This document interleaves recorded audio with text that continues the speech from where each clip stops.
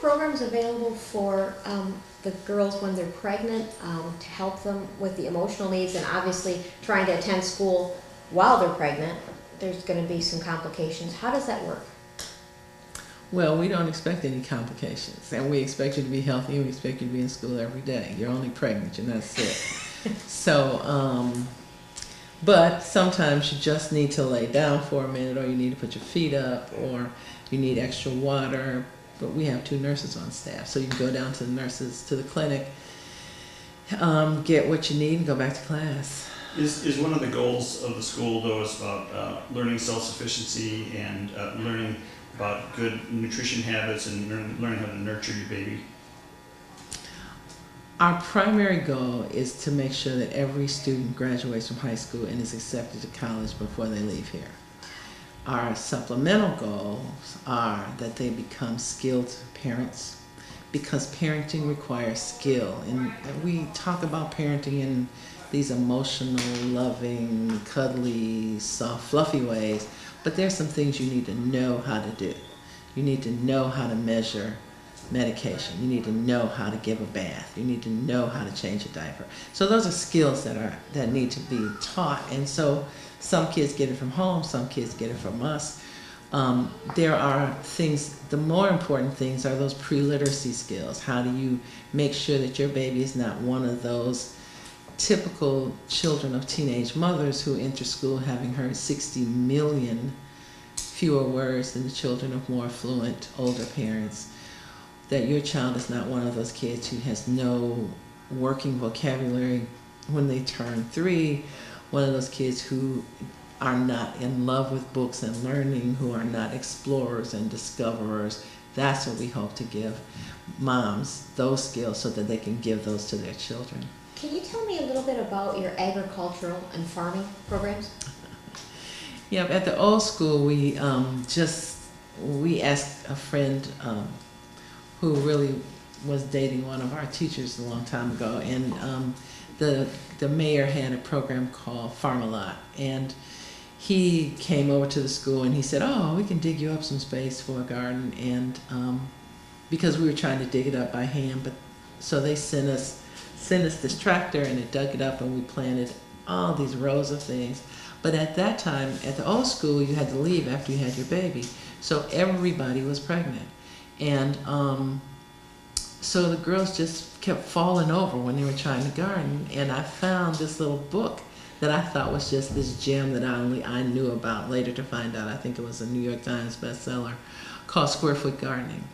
And in that book it had plans for building raised beds, primarily for handicap accessibility, but for us it worked out. And it works out for old people too, because after having built them at the school, then we also built them. I built some at home for my parents. And I used to be an art teacher, so this was not a foreign thing for me.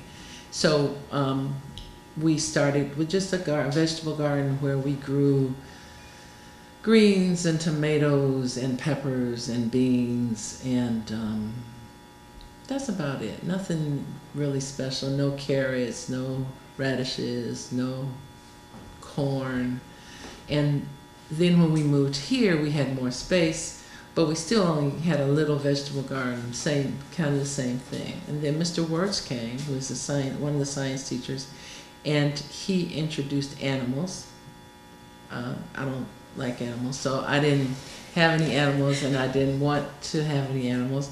But he started off with these 2 rabbits, and then the 2 rabbits became a horse, and the horse became goats, and the goats became chickens, and then kids started hatching chickens for experiments in class, and studying gestation and a bunch of stuff.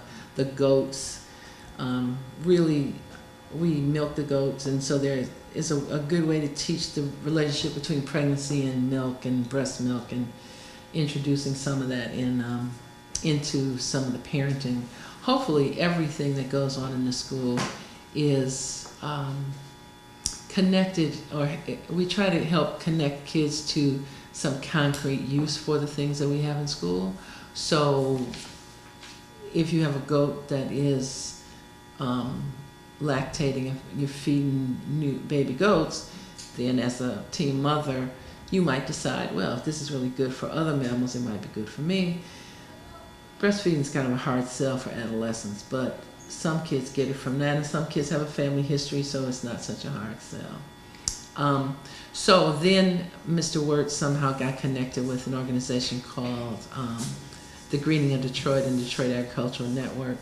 And one of the employees of the Detroit Agricultural Network actually wrote the grant for us to build a barn.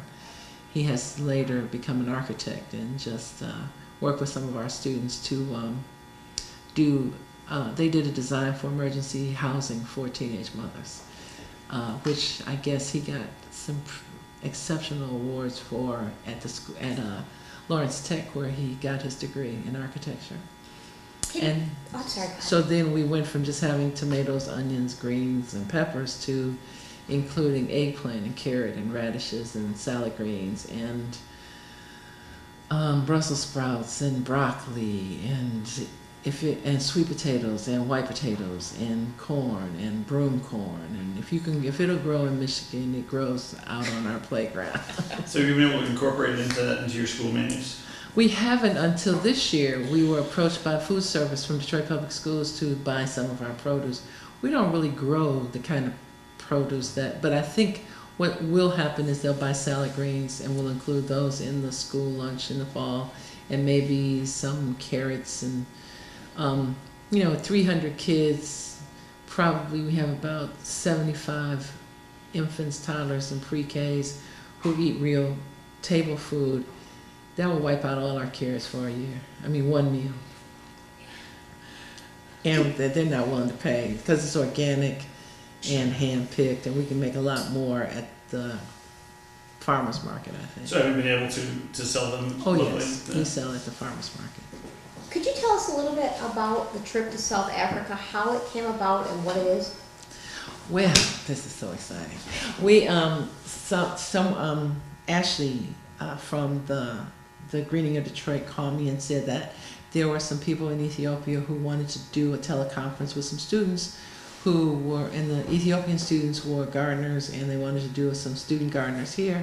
So we invited several of our kids to get ready for the Ethiopia teleconference, and also I'm not quite sure how E3 Labs found out about us, but so after we did the teleconference, I was just my girls were just amazing. They were so good, and they were talking to students in Addis Ababa, and it was just a great exchange. And so now I had to broaden my expectations for my students. I realized I was limiting them to my own experiences and not giving them the benefit of a world. I always talk about them having a world view, but now I wanted them to have global exposure. Now we've done Ethiopia, so at that point I'm thinking, how can we get them to Ethiopia? Can we teach that? And then there are obviously some water issues in Ethiopia. Can we do the research and go over and help the farmers in Ethiopia?